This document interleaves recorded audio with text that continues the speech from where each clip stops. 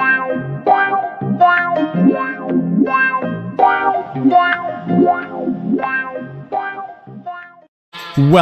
to MyBookie. You're ready to create an account and start making money, and we're here to help. And remember, you can get a bonus of up to $1,000 on your first deposit. Now you're ready to bet. Just go to mybookie.ag, visit the sportsbook, click on your bet, and input the amount you want to risk or win in the bet slip. Yes, it's that easy. Just remember, at MyBookie, you play, you win, you get paid.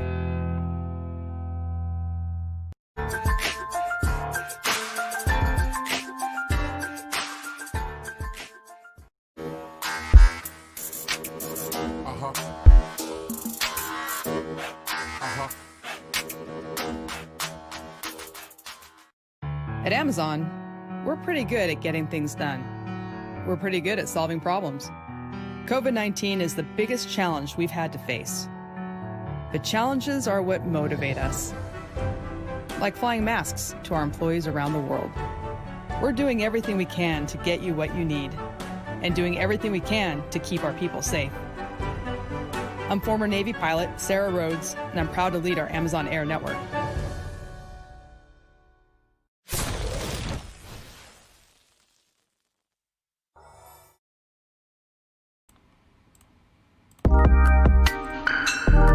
What is happening today, everybody?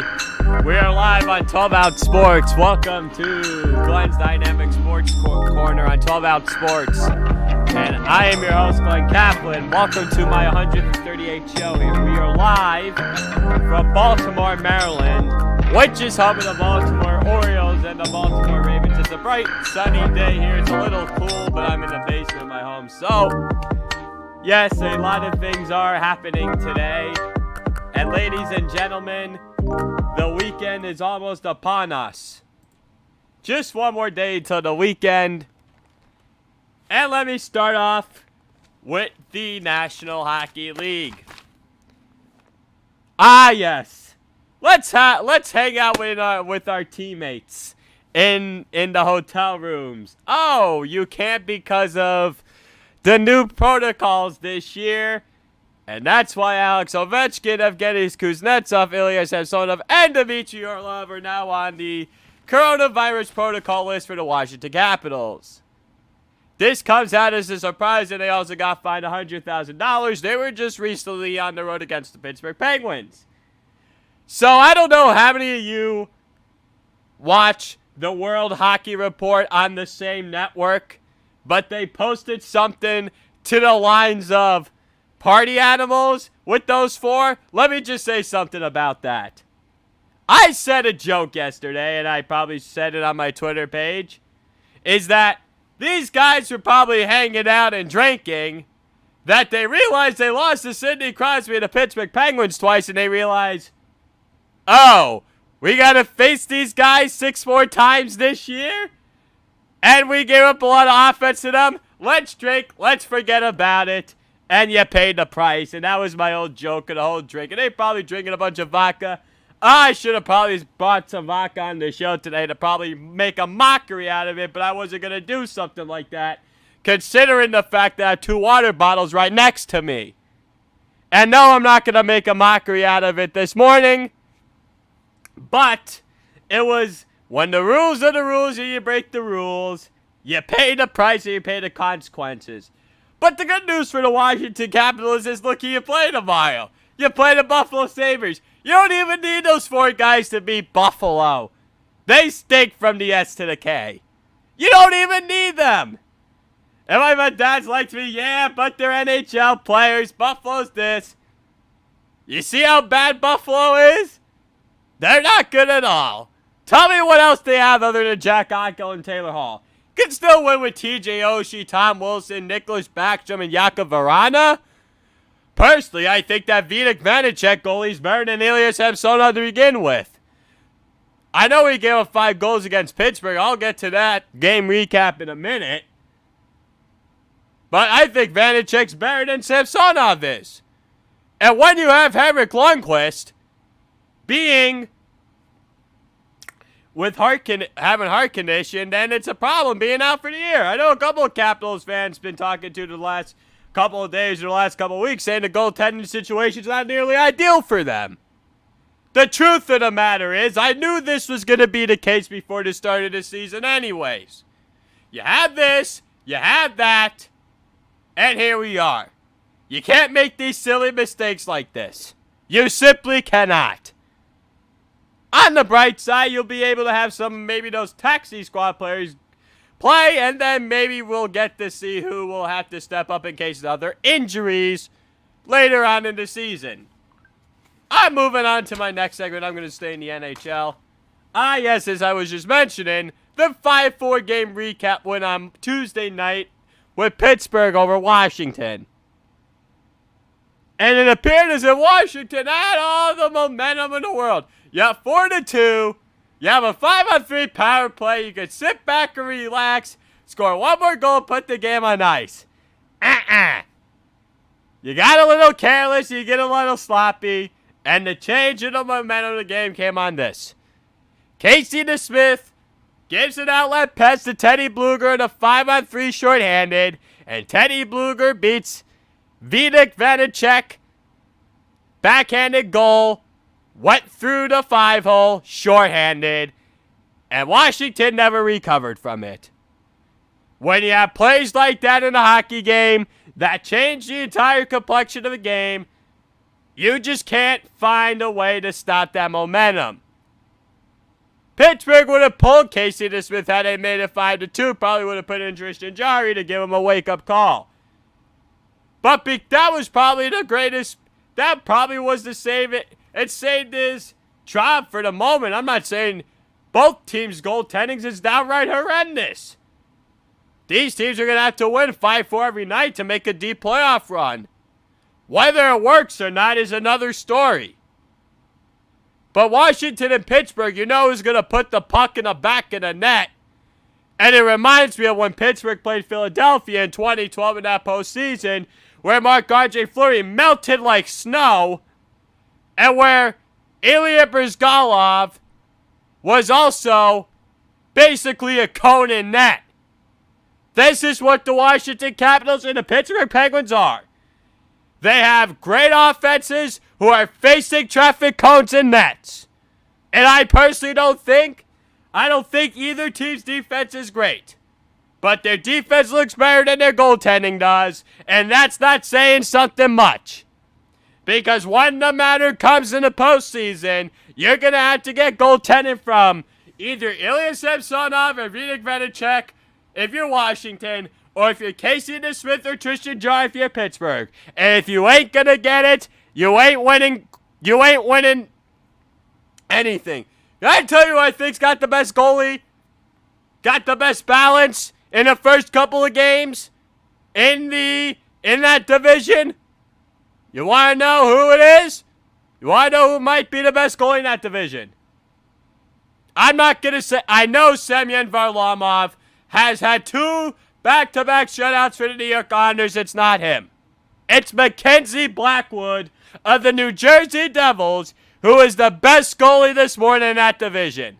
And downright bleeping right, I said that. Mackenzie Blackwood this morning is the best goalie in that division, and no, I'm not holding it back. You see what he's doing with the New Jersey Devils? Their defense stinks. Their defense is worse than Washington and Pittsburgh's. You don't think those two teams would have loved to have him in their team right now?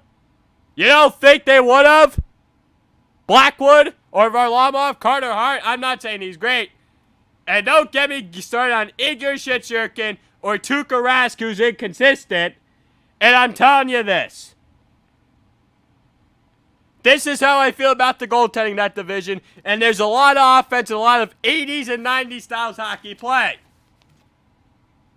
So the Washington Capitals and Pittsburgh Penguins got to play each other 6 more times. And you better believe there's not going to be any 1-0, 2-1 games. These 5-4, 4-3 games are going to be absolute fireworks shows. And you need every team needs every point they get. And as for Washington, you would have loved to have won the second game. Yeah, you lost two games to your arch rivals, but you didn't walk away empty-handed. You walked away with 2 points. It's better than not walking away with anything, especially since you won the first 2 against Buffalo.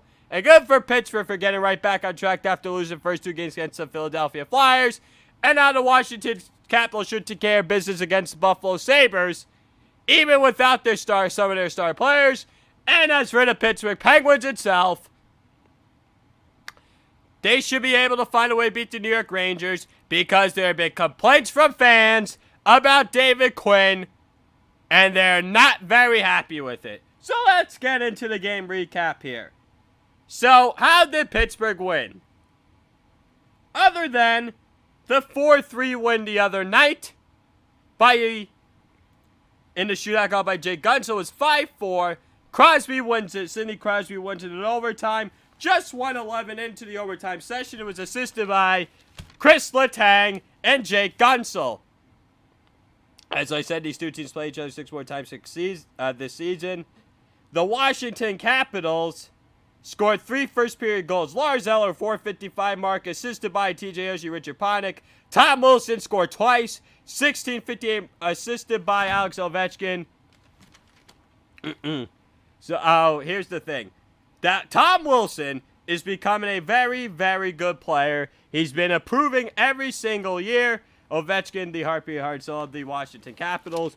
It's an on-point connection with him, Kuznetsov, and Wilson on that top line. Or you can mix it up with Nicholas Backstrom and TJ Oshie. There's a lot of talent on this team. And then you got, on the second goal by Wilson, it was assisted by John Carlson at the 1943 mark, who I think is one of the best defensemen in the league. And then the long goal for Pittsburgh in the first period was by Colton Scaviri at the 16:52 mark, assisted by Teddy Bluger and Kasperi Kapanen. And he was in his first game for Pittsburgh because he was in quarantine and he was straight from the Toronto Maple Leafs last season. He was coming over from Finland. And Mike Sullivan, the head coach, is trying to get him up to game speed, which is not an obviously surprise. He will replace Evan Rodriguez on that first line eventually. So at the 5:45 mark in the second period, Jake Gunsel scored a power play goal, assisted by Brian Rust and Jake Gunsel. At the 8:16 mark in the second period, Evgeny Kuznetsov scored for Washington, assisted by Daniel Sprong and Jakub Vrana. So the play that changed the entire game, as I said, the 5-on-3 shorthanded goal with the Casey DeSmith outlet to Teddy Bluger at the 15:07 mark in the second period. And then Evgeny Malkin scores the power play goal at the 17:15 mark in the second period for Pittsburgh to tie the game at 4. So Malkin, I guess you could say, finally awoke from his hibernation. Vitek Vanacek finished the game with 25 saves for the Washington Capitals, and Ilya Samsonov was the backup. Casey DeSmith finished the game with 22 saves for the Pittsburgh Penguins, as Tristan Jarry served as the backup.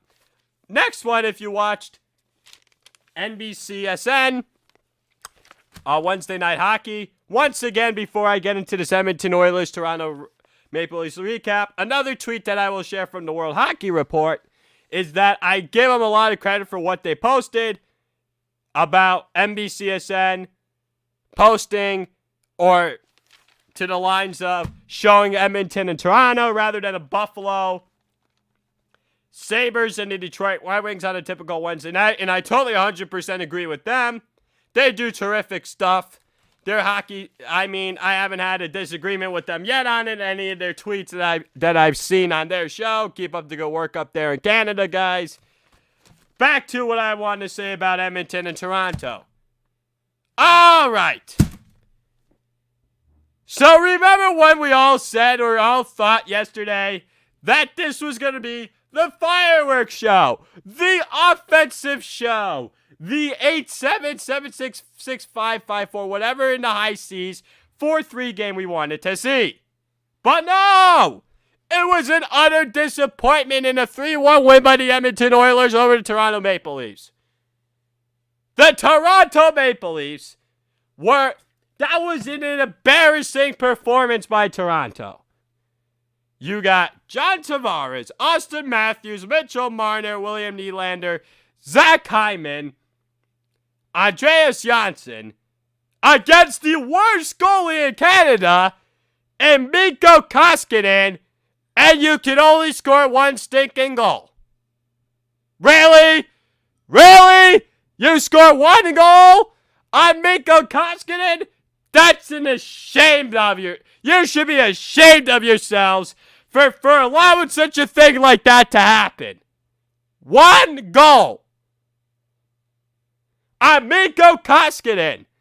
And Edmonton's got one of the worst defensive structures in the league. They have the worst goaltending situation in Canada. Also one of the worst goaltending situations. Oh, wait a second. Now let me just think about this. This just popped up in my mind. Oh, they didn't score a goal on the emergency backup last year. And David Ayers. I forgot about that with the Carolina Hurricanes. And props to him, to Zamboni, driver with Toronto Marlies and all that. Oh, yeah. You know what the old phrase is? Paper champions don't mean anything, and on paper, play don't mean garbage. That's what the Toronto Maple Leafs are. And credit where credit's due with Edmonton playing lockdown defense and made it gritty and ugly. Because you know the one thing that frustrates the Maple Leafs the most, gritty play, dirty play, they hate it. You know the old phrase, some guys in the club hate getting down and downright dirty? Well, that's what the Toronto Maple Leafs are. They don't want to get in the club. They don't want to get downright and dirty. That is as simple as that. They get uncomfortable when they have to play dirty and gritty. They want to make it pretty. They want to make sure the ice is open. That's the case when it comes to the Toronto Maple Leafs. The Edmonton Oilers, props to where props is due. Yeah, McDavid didn't score a goal yesterday for the Edmonton Oilers, but he did well enough to help them get winning that game. So, Edmonton with that 3-1 win. First period goal, Calumet to Mota at the 10:42 mark unassisted. Third period, Toronto, Austin Matthews ties the game up at 1:6:44 remaining, assisted by Zach Hyman and TJ Brody. Leon Draisaitl for Edmonton, power play goal broke the 1-1 tie, 9:12 left in the game. No, 9:12 mark in the third period. Assisted by Jesse Puljujarvi and Ryan Nugent-Hopkins. Then an empty net goal at the 18:54 mark in the third period by Josh Archibald. Assisted by Connor McDavid and Darnell Nurse. Moving on from my NHL segments here. But before I get into my next segment, use 12-ounce sports, all caps, for deposit bonus up to $1,000 for my bookie. We are live on 12-ounce sports. Thanks for tuning in on Glenn's Dynamic Sports Corner on 12-ounce sports. Ladies and gentlemen, we are a growing radio station. Please give us a follow on our Facebook page, our Twitter page, and our Instagram page. We're growing followers, listeners, and viewers. And it would be truly appreciated from not only me, but from Cody Jensen, JB Beck, Pete, and for whoever else puts all the time, hard work, and effort into all these shows, week in and week out. I cannot thank you all guys enough, as I do every show. Thank you all for all the work that you do. And ladies and gentlemen, before I get into my next segment, tomorrow Beck is going live at 4 o'clock on this show. Please give it a listen. Tune in live. And I'm telling you, make sure you give a call into that show. I may have to give it a call to that show tomorrow. And ladies and gentlemen, I'm thinking deeply and hard about it. Maybe within the next couple of weeks, you may have to call into my show. And you can all request the complaints that you want in the hour. But we'll see. And I'm hoping to get my camera up here sooner rather than later so you can finally see my face. And then have other guests on this show here. So, on to my next segment. The Brooklyn Nets. Do they need Kyrie Irving? So now I'm going to compare and contrast these last two games that the Brooklyn Nets have played. Let's get first into last night against the Cleveland Cavaliers, where they lose 147-135 in overtime. Okay. So, we know they don't play much defense. to begin with. Let's see. Kevin Durant, 38 points, 48% shooting from the field, 12 rebounds, 8 assists, 4 blocks, and 1 steal.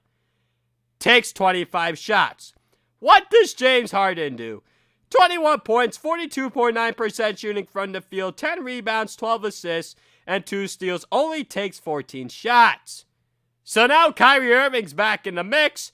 37 points, 53.6% shooting from the field, 2 rebounds, 3 assists, 3 blocks, and 1 steal. 28 shots. Let's stop the presses right there. Let's see if we can point out the problem. Oh, Kyrie Irving has more shots than James Harden and Kevin Durant. And that's not going to simply work here in Brooklyn. That is not going to work. James Harden needs to be the point guard. Kevin Durant needs to take the most shots every night. Kyrie Irving needs to play the six-man role. And James Harden and Kevin Durant is the perfect match made in heaven. And once again, the trade Kyrie stuff appears on Twitter last night, which is not a surprise. But what happened to the Cavs? Before I get into the next stats, let me just tell you what some of the Cavs players did last night. Colin Sexton, 42 points, 55.2% shooting from the field, 5 rebounds, 5 assists, 1 block, and 2 steals. This was his first game back from his injury. So, Cedi Osman, 25 points, 52.9% shooting from the field, 7 rebounds, and 7 assists. Taurean Prince, 17 points, 55.6% shooting from the field, 7 rebounds, 4 assists, 1 block, and 2 steals. So now let's get to the other night. Let's get to Monday night and what happened with the Brooklyn Nets against the Milwaukee Bucks. So there was no Kyrie. What happened? Oh, they beat one of the better teams in the NBA, the Milwaukee Bucks, 125-123. And I was saying on here how Durant and Harden's probably the second best dynamic duo in the NBA behind LeBron James and Anthony Davis in the Los Angeles Lakers. Oh. So that's what it is. Let's see. What was the stat line here? Kevin Durant, he scored 30 points, shot 47.6% from the field, grabbed 9 rebounds, recorded 6 assists, and blocked 2 shots. James Harden scored, 34 points, and he shot 52% from the field. He also grabbed 6 rebounds, recorded 12 assists, and blocked 1 shot. So who's the third guy? Joe Harris. Scored 20 points, and he shot 58.3% from the field. Harris also grabbed 6 rebounds and recorded 1 assist from the Brooklyn Nets. Interesting. So you mean to tell me that the Durant-Harden-Harris trio may simply work out to be better than the Harden, Durant, and Kyrie trio? Why is that the case? First of all, Bruce Brown did not play, and I don't understand why for the Brooklyn Nets that Bruce Brown did not simply play. The Brooklyn Nets simply need to trade Kyrie Irving for a couple of other role players. And I don't give 2 bleeping rips that Durant was the reason why I went to Brooklyn with Kyrie. Durant and Harden were the perfect match made in heaven. That is the time for them to move off of Kyrie and get a couple of role players, get a couple of guys to do the dirty work. It's as simple as that. Sorry, that's the truth be told. That needs to be the case. I'm sorry. Kyrie Irving is not fit in this system. I think Kyrie's the ego. I don't think Durant's an ego.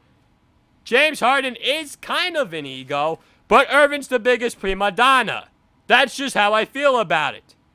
I think some of these players some of the players on the Brooklyn Nets do things with grace and class. I truly believe it. I truly believe that 100%. But the truth of the matter is that Kyrie Irving does not fit with the Brooklyn Nets. And he didn't fit with the Boston Celtics, and now look at Jason Tatum and Jaylen Brown. Just look at that fit. I mean, the only thing he worked with was LeBron. That's all he worked with.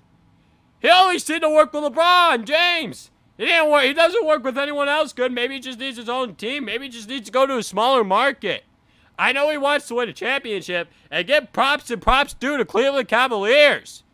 They gave him a video tribute yesterday.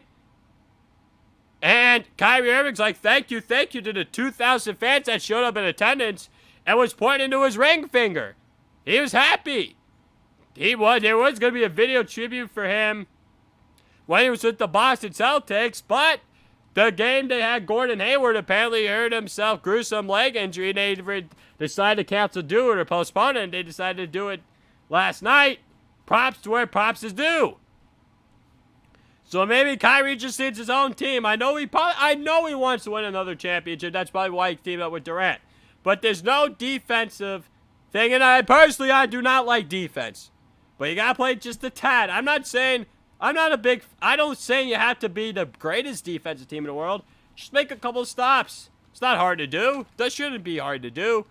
With that offense, you should just be able to make a couple of key stops a game, and you'll be okay. So now, before I get into my next segment, I just forgot to say this with the Edmonton Oilers-Toronto Maple Leafs game with the 3-1 win for Edmonton over Toronto. Mikko Koskinen had 25 saves for the Edmonton Oilers, and Frederik Andersen had 19 saves for the Toronto Maple Leafs. And speaking of Toronto, let's hop into Toronto Blue Jays.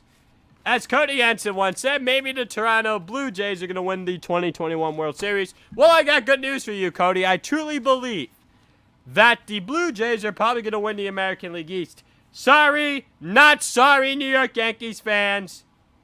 And you keep bloating and gloating about, George Springer not in the Mets. Well, take a look at where he is, you clowns. Y'all are just a bunch of clowns who want to traumatize the New York Mets fans. But the truth of the matter is, you have to not worry about another offensive firepower in your own division in Toronto Blue Jays. So they signed George Springer to a 6-year deal worth $150 million. And personally, I thought they were going to sign Michael Brantley. But no. He's heading back to the Houston Astros on a 2-year, $32 million contract. That's the deal here. This is where he's going. That's what he's doing. Michael Brantley back to the Houston Astros. But now you got George Springer on board, Vladimir Guerrero Jr., Bo Bichette, Kevin Biggio, Lourdes Gurriel Jr. I mean, you got a stacked lineup. And Danny Jansen at catcher. I mean, if you could get any sort of decent pitcher, you might be in the World Series. That's how sick this offense is. And Toronto is back on the map. I'm a little surprised that George Springer went to Toronto. And here's why. He's a Connecticut kid. I thought he would have went to New York to play with the New York Mets. Or he could have maybe went to New York Yankees. Oh, I would not want to hear that fan base. Ugh. And then the Boston Red Sox. That would have made sense. Not far from Connecticut at all. But going north of the border, very interesting. I found that really, really interesting. That he really wanted to play north of the border. So, that's what I believe. I think Toronto is going to be a serious World Series contender next season. And I think they're going to be a fun watch. It's going to be a 162-game season. And World Series and spring training is expected to be on time this season. It is expected to be on time this year. And I'm not surprised by it. And baseball reality, I'm going to probably be drafting my fantasy baseball team soon. Probably someone on 12-ounce sports like they do with fantasy hockey. Maybe they'll want to do a fantasy baseball league or something, but that's a pain in the neck with checking things every single day. It's like the old daily fantasy when it comes to DraftKings and FanDuel, which I find very fun. But it's only fun when you win, right? Even if it's just a couple, it's better than nothing. I mean, the real king of the DFS stuff is Pete, who's right after me. So if you want to tune in and listen to all of his show, you can after my show is over. He's got all the DFS stuff. He's got all the betting. He's got all that stuff tracked out.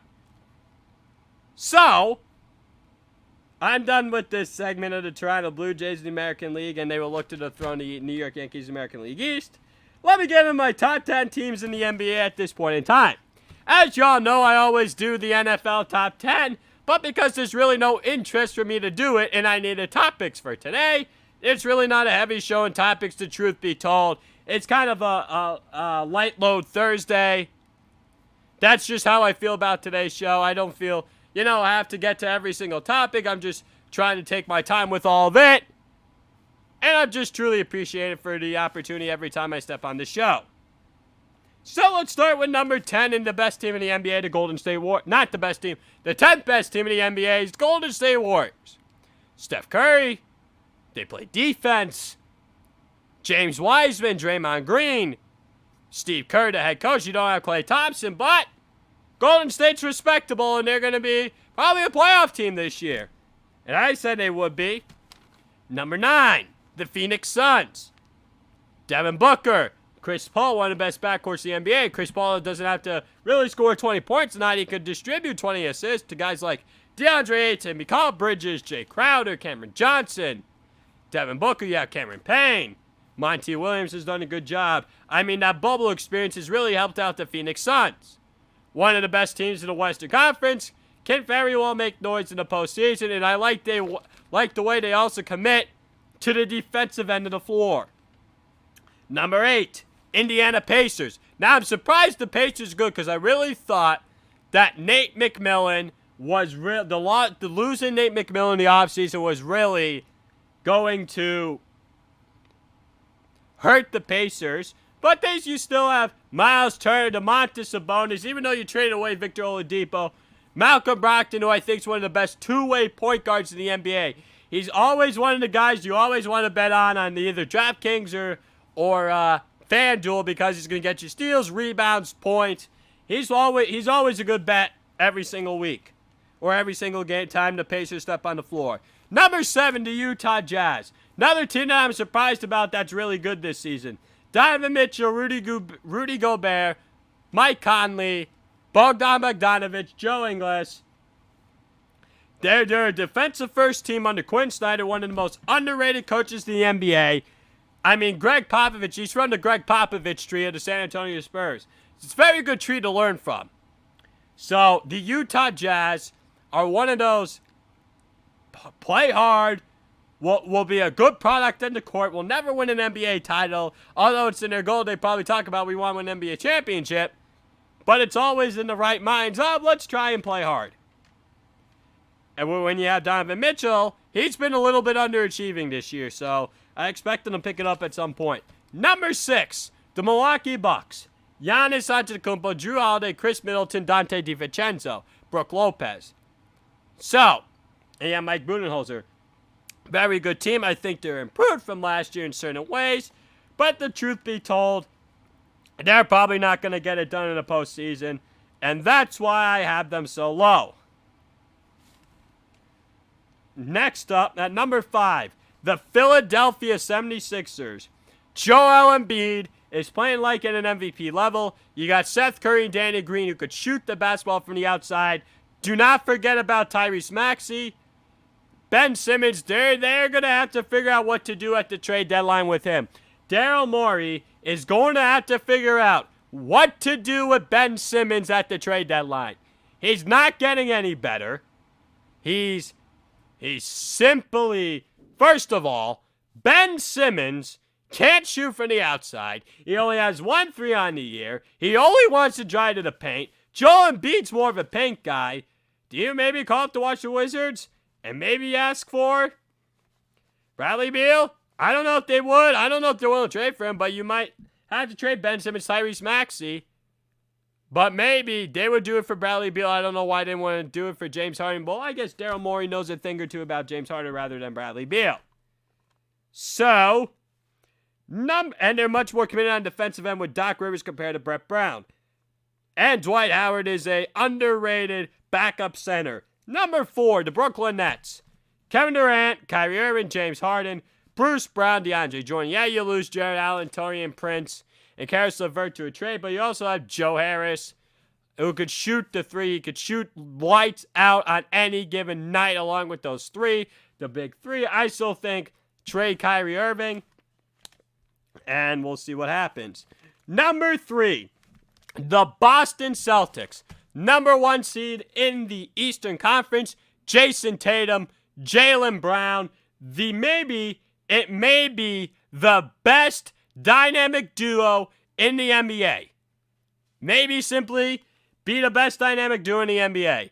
Peyton Pritchard, Jeff Teague, Kemba Walker, Daniel Tice, Tristan Thompson, and Taco Fall. Number 2, the Los Angeles Clippers. You want to talk about an underrated team? That's a team that's being underlooked. Kawhi Leonard, Paul George, Tyronn Lue's doing a wonderful job with that team. That team's not getting any media hype whatsoever. And I mean, you Kawhi Leonard, Harvey Arnsel of the Los Angeles Clippers. And I mean, he just wants to win another championship for himself, win his 3rd title. And I'm curious to see how the Clippers are going to do once playoff time comes. And there's no shock at number 1, the Los Angeles Lakers, LeBron James, Anthony Davis. You have Dennis Schroeder, Kyle Kuzma, Marc Gasol, Montrezl Harrell. The team is better than last season. And they are very good on the defensive end of the floor. But I'm just going to say this, that the Los Angeles Lakers have a target on their back. They really do, because they are the defending champions after all. But you got to give credit to where credit's due with Frank Vogel, keeping his team focused every night with LeBron James and Anthony Davis. So a quick recap of my top 10 teams in the NBA at this point. Number 10, the Golden State Warriors. Number 9, the Phoenix Suns. Number 8, the Indiana Pacers. Number 7, the Utah Jazz. Number 6, the Milwaukee Bucks. Number 5, the Philadelphia 76ers. Number 4, the Brooklyn Nets. Number 3, the Boston Celtics. Number 2, the Los Angeles Clippers. And number 1, the Los Angeles Lakers. I'm just saying, I'm not doing this every week with rankings when it comes to the NBA. But truth be told, it will happen every now and then. Maybe I'll switch it every other week with the NBA and the NHL. So keep an eye out on that. And speaking of the NFL, let me get into my next segment here. But before I get into my next segment here, I want you to use promo code 12ounce sports, all caps, for deposit bonus up to $1,000 for my bookie. So, I'm now going to get into my next NFL mock draft here. And when I do, I will start it right now. So I went through picks 1 through 24 last week. And I'm going to start with number 25, the Los Angeles Rams from the Jacksonville Jaguars. They are going to actually, it's the Jacksonville Jaguars pick. This is from the Los Angeles Rams and Jalen Ramsey trade. They're going to select Joseph Osai, outside linebacker, Texas. So Jacksonville, with all the picks, they'll build on the defensive side of the ball, get someone else on the other outside of Josh Allen. Not the Josh Allen, the quarterback Buffalo Bills, but the other Josh Allen. Number 26, Cleveland Browns. They'll select Shaun Wade, cornerback, Ohio State. They need help in the secondary, preferably at safety. But there are no safeties really that are projected to go in the first round. So this would be a good fit here. So Cleveland Browns recruit a lot from Ohio State. They drafted Denzel Ward a couple years ago from Ohio State. This would be a good pick here for them. Number 27, the Baltimore Ravens select Pat Freiermuth, tight end, Penn State. So get another tight end. They need weapons. You could probably sign some wide receivers in free agency or draft them, but I'm taking a tight end here because you want to run two tight end sets along with Mark Andrews, and now you go Pat Freiermuth here, the tight end from Penn State. And he maybe has more potential than Mike Gesicki does. He was a tight end from Penn State a few years ago, now on the Miami Dolphins. Be a good fit for Lamar Jackson. Number 28, the New Orleans Saints select Travis Etienne, running back, Clemson. I'm going to explain why I went with this move. The New Orleans Saints need a second running back to go behind Alvin Kamara. If you get Travis Etienne, yeah, I know he's a 3-down primary back, but you could split carries with him. You don't have to worry about it, because I don't like Latavius Murray, nor do I like Ty Montgomery in that backfield. So I just think it will work for them. So, next NFL segment before I get into my conference championship games preview, Phillip Rivers retires from the NFL. 17 seasons, 16 with the San Diego/Los Angeles Chargers, and he played his final season in his NFL career with the Indianapolis Colts. So Phillip Rivers, let me tell you the stats, and then I'm going to say if I think he's a Hall of Famer or not. He's played in 244 career games and started 240 of them. He had a 134, 106, and 0 record. He completed 5,272 of 8,134 of his passes, and a 64.9 completion percentage for 63,440 yards, 421 touchdowns, 209 interceptions, and he rushed for 601 yards and 383 carries and 3 touchdowns in his career as 0 from mine receiving. Actually, that doesn't make any sense. That's just the wrong stat that I actually wrote down. So, what about in the playoffs? 12 games started, 5-7, 238 of 401 passes for 59.4 completion percentage for 2,965 yards, 16 touchdowns, and 10 interceptions. He's rushed for 46 yards on 21 carries and a touchdown. So, what do I think of Phillip Rivers and his time in the NFL? Very good quarterback. He was probably more talented than Ben Roethlisberger and Eli Manning. But the caveat with him is, just like any old quarterback trying to get into the Hall of Fame, what did you do if you're a borderline Hall of Famer? What did you do in the playoffs? Won AFC Championship game, went 1-done as a 14-2 team, lost to Bill Belichick and Tom Brady. That's all I gotta say. Phillip Rivers, he had LaDainian Tomlinson in his prime, Antonio Gates, Vincent Jackson, and Junior Seau, and he had all these other defensive pieces with Marty Schottenheimer. Nor Turner couldn't get the job done. But I will give him credit on one thing. When the Chargers did go 8-8 one year, they did beat an 11-5 Peyton Manning Indianapolis Colts.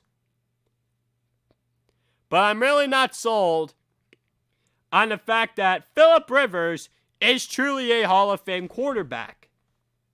He will probably get in, based off his numbers, and based off his character, and based off his longevity.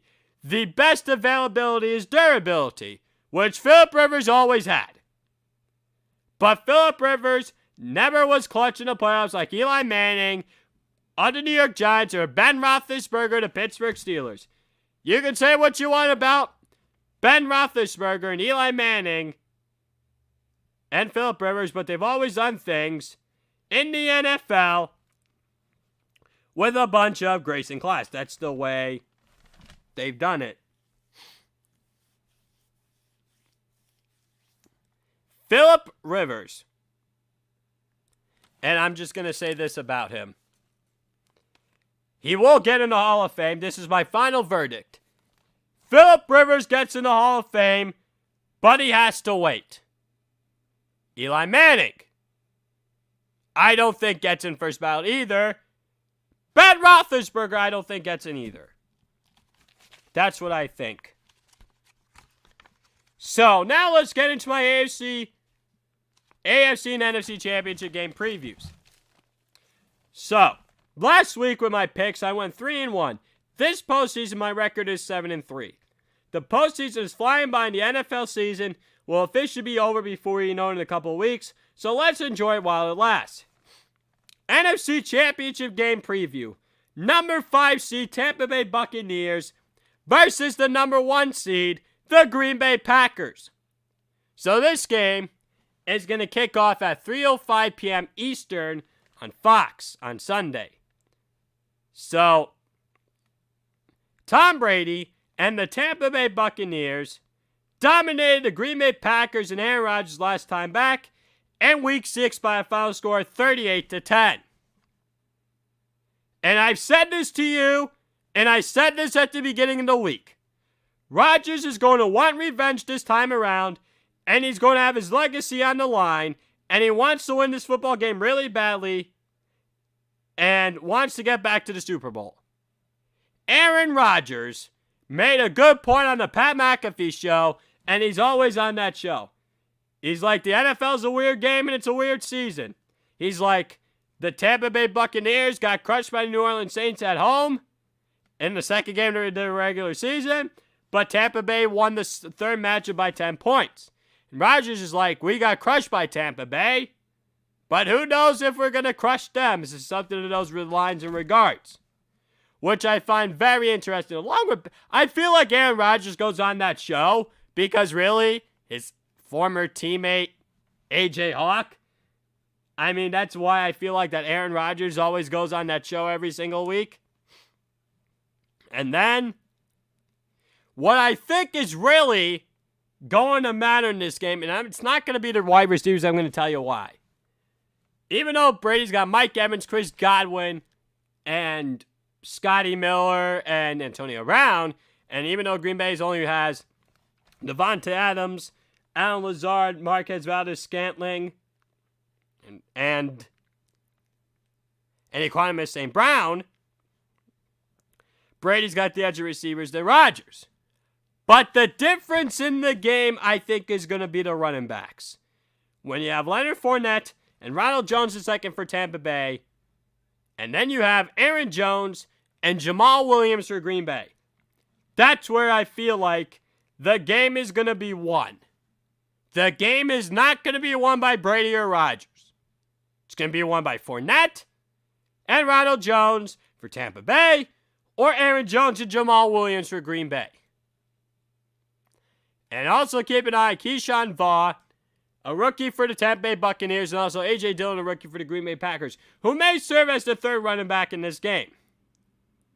And then Rob Gronkowski, Cameron Brate at tight end for Tampa Bay, and Robert Tonyan and Mercedes Lewis at tight end for Green Bay, who will define things in the blocking game and also the offensive line. In my opinion, and this is what I think is going to happen, I will take the Green Bay Packers to take down the Tampa Bay Buccaneers in this football game by a final score of 24-20. AFC Championship game preview. Number 2 seed Buffalo Bills versus the number 1 seed Kansas City Chiefs. A lot is going to be on the line, and let's see whether or not Patrick Mahomes will play in this football game this weekend. Well, we got to see how he does in practice today. He's still in concussion protocol. He was in practice yesterday, along with Sammy Watkins and Clyde Edwards-Helaire. But if Mahomes does not play, Chad Henne will be the starting quarterback for Kansas City this weekend. But here's what worries me. Even if Mahomes is clear to play, he's also got that foot injury, and I have various doubts as how effective Patrick Mahomes can be. I seriously do. I don't question his talent this weekend. I question his health. Even if he's cleared, is he still going to be, is he going to be out of sync? Is he going to be this? Is he going to be that? Is he going to be scared to run? Is he going to be scared to take hits? Because do not think for 1 second that's not crossing his mind this weekend if he's cleared. Do not think for 1 second that Leslie Frazier is going to go after it with that defense. And here's the thing. I do believe that Andy Reid and Eric Bieniemy will have a plan in place if Chad Henne starts to run the football with Clyde Edwards-Helaire and Darrell Williams and not Le'Veon Bell. And they ran the ball out against Buffalo the last time in that 26-17 win when they played each other back on October 19th in Buffalo. But this is the first time they're meeting since the 1994 AFC Championship game in the playoffs, that per se. And Buffalo took down Kansas City also. Isaiah McKenzie will run the football effectively enough. I think McKenzie, they're going to implement a running game for Isaiah McKenzie. But I think Josh Allen and Stephon Diggs' connection will be on point. And some other players like Gabriel Davis, Cole Beasley, John Brown, Dawson Knox will be able to step up. And always keep an eye where Tyrann Mathieu is on the field, and also Chris Jones. I think Sean McDermott, Brian Daboll, and Leslie Fish will be able to develop a very good game plan, but how will Steve Spagnuolo, the defense coordinator for the Kansas City Chiefs, dial up also for the Kansas City Chiefs, even with or without Patrick Mahomes? Ladies and gentlemen, the Buffalo Bills will take down the Kansas City Chiefs by a final score of 31-23. And I'm going to give you a side note about this before I get into my bold predictions. Here's my side note. And I'm telling you this for all my listeners, viewers, and followers out there. Before the season began, I actually picked the Kansas City Chiefs versus the Tampa Bay Buccaneers as the Super Bowl, and the Chiefs as my Super Bowl champions over the Buccaneers. If I am right on that, then I will obviously forgive myself with this weekend's current picks. But there's a reason why I did that, because of the current situations that each four of these football teams are currently dealing with. You have to take into fact all four considerations.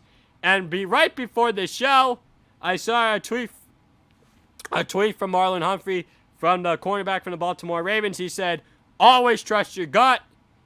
And that's what I did here with these picks when it comes to this weekend's games, with the number 5 seed Tampa Bay Buccaneers versus number 1 seed Green Bay Packers in the NFC Championship game, and in the AFC Championship game with the number 2 seed Buffalo Bills versus the number 1 seed Kansas City Chiefs. So now let me get on from my side note, and let me get in my bold predictions. I'm going to give you one from each team. More rushing yards, this is my first one, than passing yards will occur for the Tampa Bay Buccaneers. Number 2, Aaron Rodgers throws for 350 yards and 4 touchdowns. Number 3, Josh Allen will have 450 yards and 5 touchdowns. Number 4, Clyde Edwards-Helaire has over 150 yards of scrimmage. And my 5th one, I really didn't have one. But let me just make something silly that let me just say that the rest will be horrible, and something is going to, I guess, be, someone's going to get cost by something. Let me just put that into that perspective right now. I'm just going to say that there's going to be some call this weekend that I'm going to probably come on the show on Monday morning and probably rant about, and I certainly hope that does not happen. I'm just going to tell you that there is no way on this planet Earth that I truly believe that there's not going to be one bad call this weekend by either team. You know what's going to happen this weekend? There's going to be a bunch of conspiracy theories, a bunch of people saying the NFL's fixed. We've seen this story before. We've seen it thousands and thousands of times, that they're going to want to get viewers and ratings for the Super Bowl. But here's the thing. There is no team this year that you can say, okay, every single team would draw. Buffalo, Josh Allen. Green Bay, Aaron Rodgers. Tampa Bay, Tom Brady. Kansas City, Patrick Mahomes. But I'm going to say this. Maybe the NFL finally wants to see someone be in the Super Bowl inside their stadium. That'll be the first time it happened, but a forewarning for Tampa Bay Buccaneers fans. Remember the last time that a team was so close to the Super Bowl when they could have been in their home stadium, a la Minnesota Vikings, and they got crushed against the Philadelphia Eagles, and then they lost and got avalanche 38-7 when they had a 7-0 lead, and then Case Keenum gets picked off, and then it all snowballs from there. That's just how I feel about it when it comes to the NFC Championship game this weekend. We'll see. So out of the 4 Super Bowls, so let me start with this. Kansas City versus Tampa Bay, Kansas City versus Green Bay, Buffalo versus Green Bay, or Buffalo versus Tampa Bay. In what particular order do I want to see it? This will be my last take for today. The most thing I want to see, the truth and reality, is Buffalo Tampa. That's the one I want to see. Because Buffalo fans will have to think about Tom Brady for 2 weeks and then maybe ruin those dreams and hopes of winning a Super Bowl. And then Tampa Bay, Kansas City, old versus new, Green Bay versus Mahomes, two gunslingers, and they both dreaming up another Super Bowl win, and their dreams would come true if that would be the case. And lastly but not least, Green Bay and Buffalo, football fans could dream. That can really happen, but we will see how it all evolves. So, no matter what we get, it's going to be a really good Super Bowl. Ladies and gentlemen, I'm out of time here. Thanks for tuning in to Glenn's Dynamic Sports Corner. I hope you all enjoy the rest of your day and your weekend as well.